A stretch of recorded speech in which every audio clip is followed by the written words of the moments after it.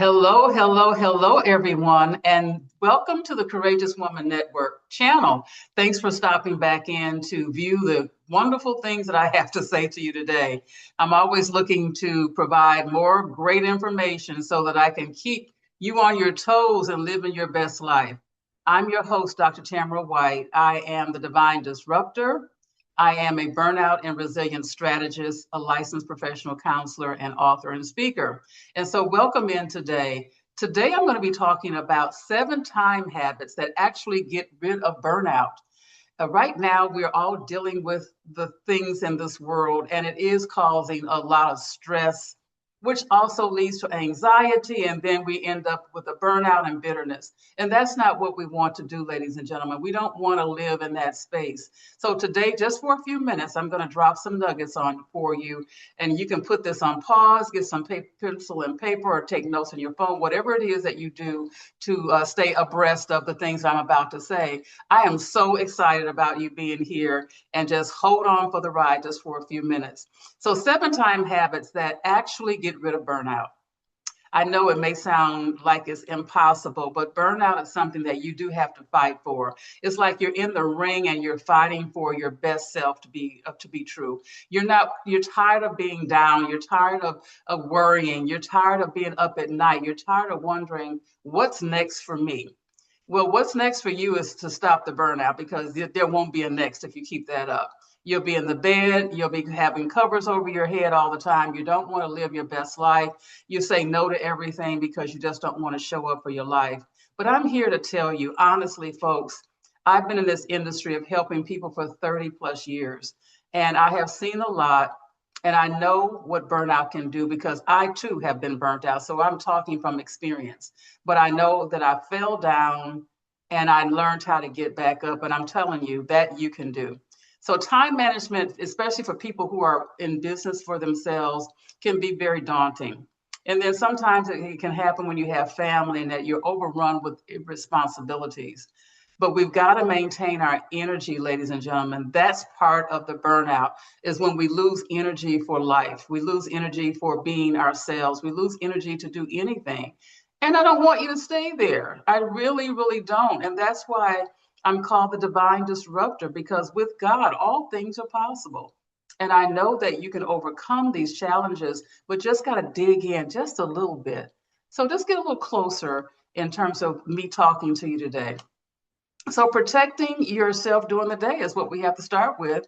How do you protect your mornings? How do you protect your afternoons and your evenings? How are you making decisions throughout the day? And how are you working towards building a strong continence to help with the hard times of life? So some options that you may want to take a look at. What are you saying yes to throughout the day that you may not need to say yes to? Or what can wait for another time? That's how we actually start working on burnout. What can stand still where you don't have to do anything about it until another time? We think that everything is a priority, and it's not true. Everything is not a priority. It feels like it when you have a lot to do, but we have to learn how to protect our peace. So, how are you protecting your mornings? Are you starting the day with a ritual of prayer or exercise or meditation just to get your day started? That is a suggestion. If you're not doing that, I implore you to have some type of routine about how you start your day beyond your hygiene and all that. We're going to do that. But in terms of our mindset, how are we starting our day? Is it because once the day starts and it's a mad rush, it's going to stay a mad rush throughout the day. Watch what I say. Just pay attention and calculate for the next couple of days. How you start your day is how the day ends up. All the ripping and running with starting with no peace in mind. So think about that. And then batching your decisions. If you have a day where there has to be a lot of decisions made, some of your jobs can be consuming, entrepreneurship can be consuming, and there's a lot of decisions that have to be made within a day. Settle down to maybe make those major decisions one time a day. Maybe it's mid-afternoon when your energy is high. Know when your energy is at your best. When are you at your best? Are you a morning person and you're at your best? I have people that I know that get up very early in the morning. They start their day with no interruptions because nobody's stirring up then. Are you better before lunch? Are you better after lunch? Are you better midday, 3 or 4 o'clock? You have to know when you're at your best self. And that way you can batch your decisions and make solid, sound decisions without being in a mad rush and hurried around. And then building in some hard stop times. So for instance, my stop time is 6 p.m. because I start my day a little later in the morning. Whatever your stop time is, if you have a job, sometimes your stop time is 5, but then you have to go home and take care of the children or family responsibilities. But what is your hard stop time in the day? When do you stop it all? After you have dinner, and then you have an hour to reset before you go to bed and get the children down.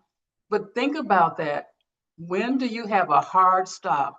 Are you still pushing it at 10 at night, 11 at night, midnight? That leads to burnout, folks, because your body can only take so much. It will show you and it'll speak loud and clear to you. You understand what I'm saying? When there's headaches, when there's tummy aches, when hernias start, and when the stress bubble gets larger and larger, because we're not stopping. We're keeping going as though we're some type of automated machine. And folks, you just can't do it. So we want to start creating some better habits that can actually help get rid of burnout. That's for sure. And then take a look at your week. Let's say you do a week review on a Friday or you do a week review on the weekend. Pick a day where you do a week review as to what happened that week. Keep a notebook, keep a paper and pencil calendar, something where you can take notes on what happened that week. That way you can reframe it and you can look back and see what challenges you had and how you worked through it or how you need to do better the next time. Most people are not stopping. Most people are just rushing, rushing, rushing. And when that happens, we don't learn the lessons on what we did and did not do or how we could do things better. Our brains are wired to just keep going if we don't tell it to stop. So folks, I'm asking you to take a look at some of these strategies that I'm sharing with you because it's just that simple about protecting your mornings, batching your decisions, building some hard stop times in your day. I know people that have a hard time that they don't answer their phone after a certain time of the evening because they don't want to have all that chatter. They want to calm our brains down because we have to treat our brains is very, very significant up here. The neurology is very sharp. God made us that way. And if we don't stop it, it'll keep going and going and going. You wake up with these thoughts. You go to bed with the thoughts. The thoughts don't stop because you don't stop. And we have to train ourselves, just like you train your child to walk, a child to potty train. We got to train our brains too, folks. And if we're going to be the CEOs of our life, that's what CEOs do is we train ourselves. We know when our peak performance hours are, and we know when we're flat and when we can't move. And by the way, it's okay to say no. By the way, it's okay not to have a busy day. By the way, it's okay to have a day where you only work a half a day. It's really okay because you're providing space for your energy to recalibrate, and you're providing that on your calendar. We need to have that calendar, and this should be non-negotiable on when I'm stopping my day, when I'm going to have some playtime and some me time. When are we doing that? Because right now, these habits that I'm sharing with you, if we don't create these positive habits, then they become a real problem in our lives. And I would guess if some of you take a look at your lives, you're running and racing all over the place with no downtime. You're saying yes all over the place, and your body is showing it. And then we lead to I'm tired. Then we lead to I'm stressed. And then we lead to being bitter about all of the things that are going on in our life. And then we end up being burnt out and overwhelmed.